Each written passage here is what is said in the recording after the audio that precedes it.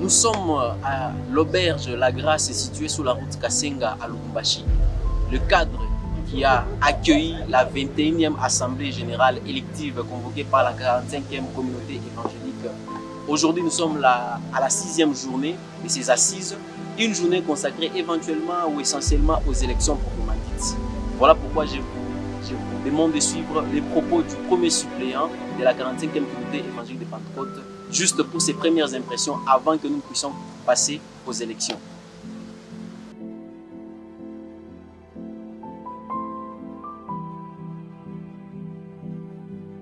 Merci pour la question. C'est une grande joie pour nous parce que plus de 3 quarts des membres effectifs sont avec nous. Il nous reste quelques heures pour passer aux élections. Normalement, dans notre communauté, il n'y a pas de candidat comme ça proclamé. Donc c'est au moment des élections que tout sera connu. Déjà, vous verrez l'opinion, nous sommes des pentecôtistes. Nous ne courons pas au poste, mais nous voulons que Dieu nous aide à trouver quelqu'un, bien l'équipe qui va diriger la communauté. Nous voulons le Seigneur que tout se passe maintenant dans la joie. Les élections se passeront vraiment sous la direction du Seigneur. Nous comptons sur le Seigneur. Avant de parler de cette assemblée, je souhaite ensemble que nous puissions révisiter un peu l'histoire. En bref, la 45e, c'est quoi? Ça, quelle vision? Et c'est depuis quand est-ce que ça existe? Pour cela, nous allons échanger avec le deuxième suppléant de cette communauté, qui est le révérend Dieudonné Kiabouri. Merci beaucoup pour la question. La 45e communauté, si on veut parler de l'âge qu'elle a, donc c'est une communauté qui officiellement a eu son arrêté, son existence juridique date de 1965.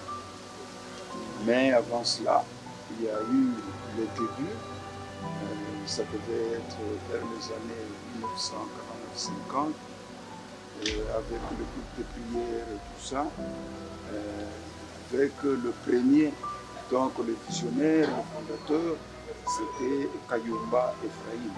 Quelle est la vision de cette communauté? Bon, la vision, la première vision, c'est celle que nous a donnée Jésus-Christ, aller faire les disciples, tout ça.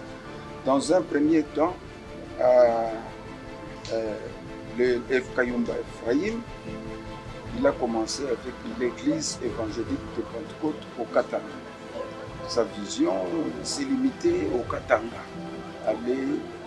Quand il a terminé, quand il a pu être sur toute l'étendue du Katanga, il est allé maintenant à l'église pentecôtiste au Congo. Comprenez? Évangélique pentecôtiste au Congo. Nous sommes allés au niveau du Congo et maintenant là, depuis 2008, nous sommes maintenant dans les CEP, Communauté évangélique de Pentecôte, parce que maintenant nous allons dans le monde. Nous allons dans le monde, nous sommes en Zambie, nous sommes en Namibie, nous sommes en Ouganda. Alors c'est cette vision que nous continuons à poursuivre. Nous vous remercions pour votre collaboration. Merci.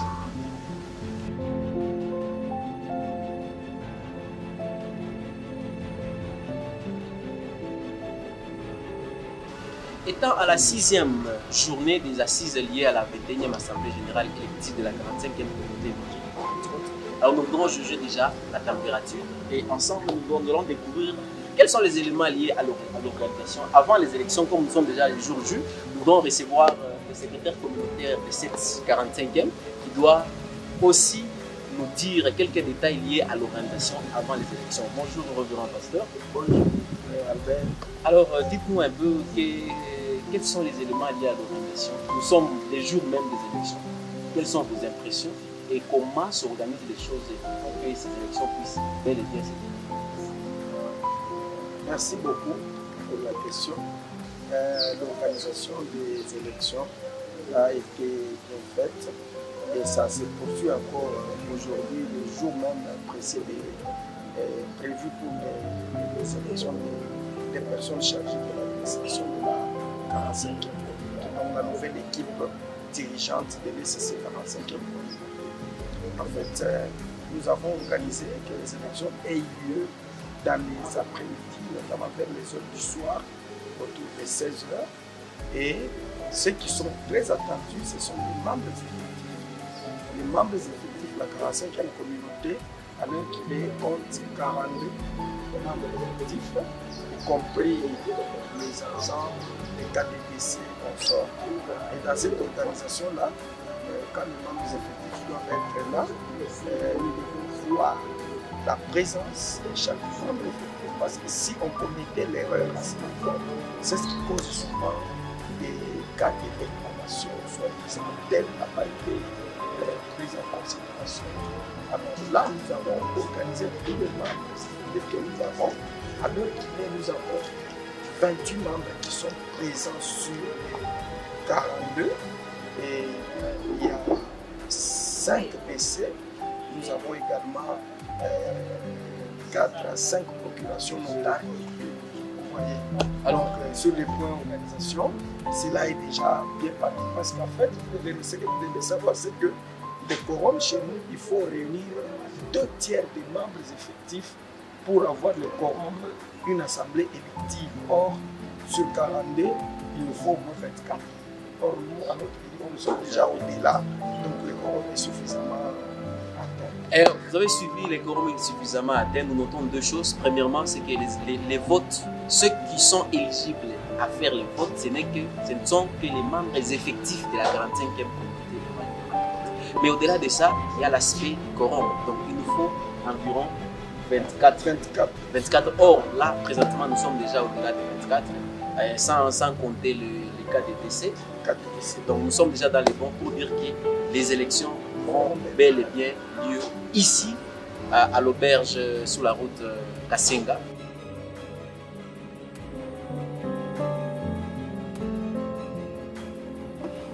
C'est bon, téléspectateurs, dans la suite de prendre encore la température sur le déroulement de ces assises, alors que nous sommes dans une journée élective, la 6e journée de ces assises.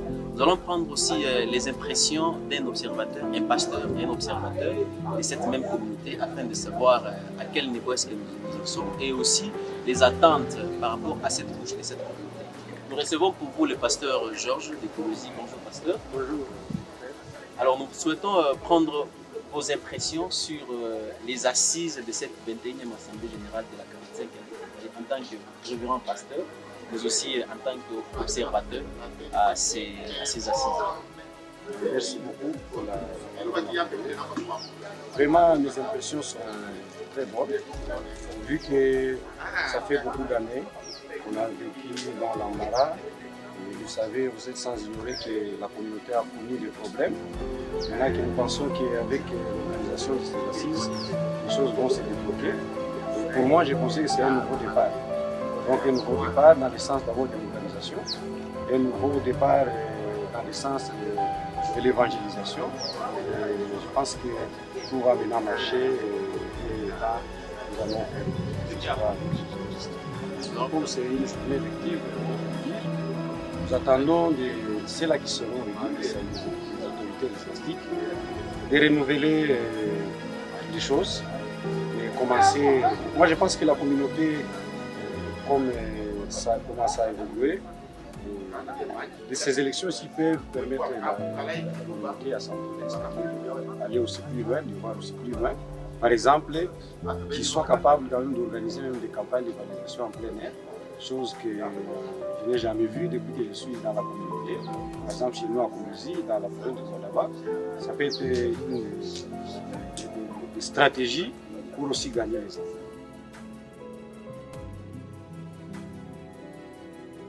Très chers téléspectateurs, nous continuons à prendre des impressions des uns et des autres.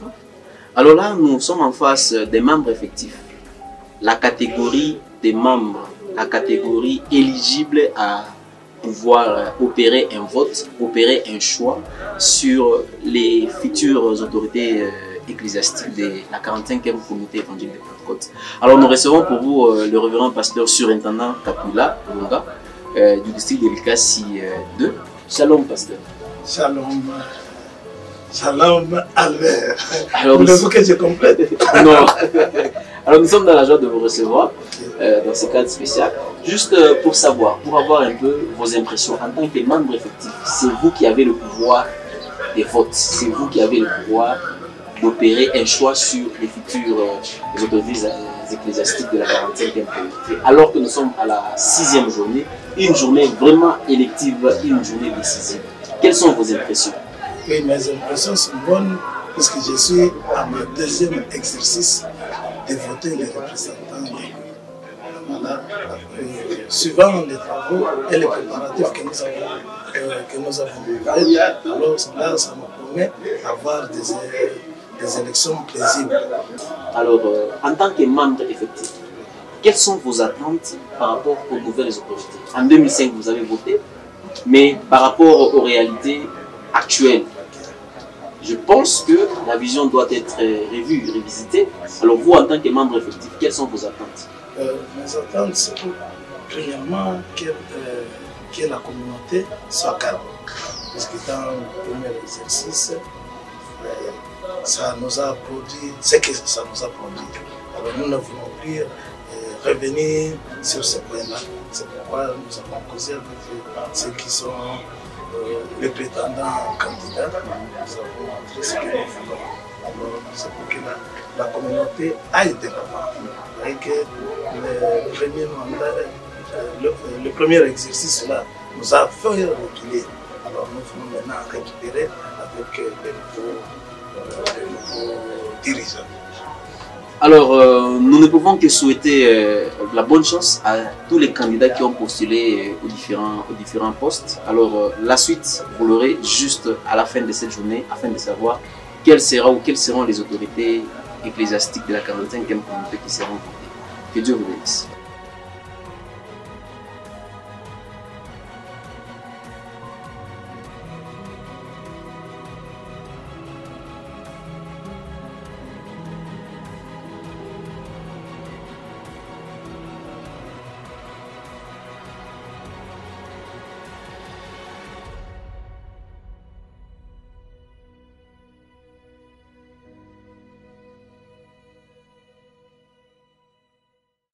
L'auberge La Grâce, située sur la route Kasenga, a accueilli les autorités de l'Église du Christ au Congo, de la justice, de la 45e communauté, ses pasteurs, ses membres effectifs et ordinaires.